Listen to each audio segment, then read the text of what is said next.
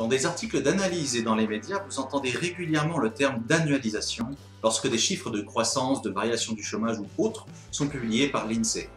C'était le cas aujourd'hui pour la confirmation des chiffres de la croissance économique en France pour le deuxième trimestre de 2018. Du 1er avril au 30 juin de cette année, la croissance fut de 0,2%. Il est possible d'exprimer cette valeur de plusieurs manières.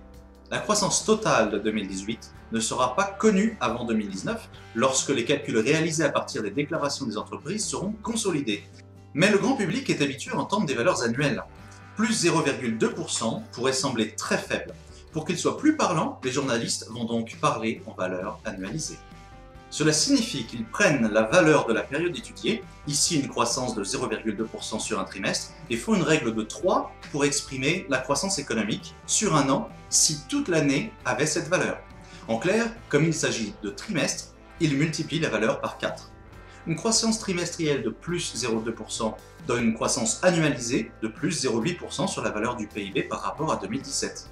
Attention, cela ne signifie pas que la croissance de 2018 sera de 0,8%.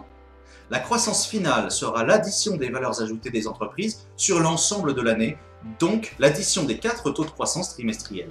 Si elle s'accélère ou ralentit du 1er juillet au 31 décembre, la croissance annuelle sera différente. Cette méthode peut être aussi appliquée de manière mensuelle. Il suffit de multiplier la valeur obtenue sur un mois par 12 pour connaître le taux annualisé. Ce calcul donne une autre manière de lire une valeur. Elle est souvent utilisée pour les chiffres du chômage publiés par Pôle emploi. En juillet 2018, le nombre de chômeurs en catégorie A en Bretagne a augmenté de 0,6%, soit une augmentation annualisée de 7,2%. Cela ne signifie pas de manière certaine que le chômage va augmenter de 7,2% en Bretagne en 2018. Ce mode d'expression peut être utilisé pour tout un ensemble de valeurs, comme par exemple l'inflation ou l'évolution du chiffre d'affaires d'une entreprise au sein même de cette entreprise.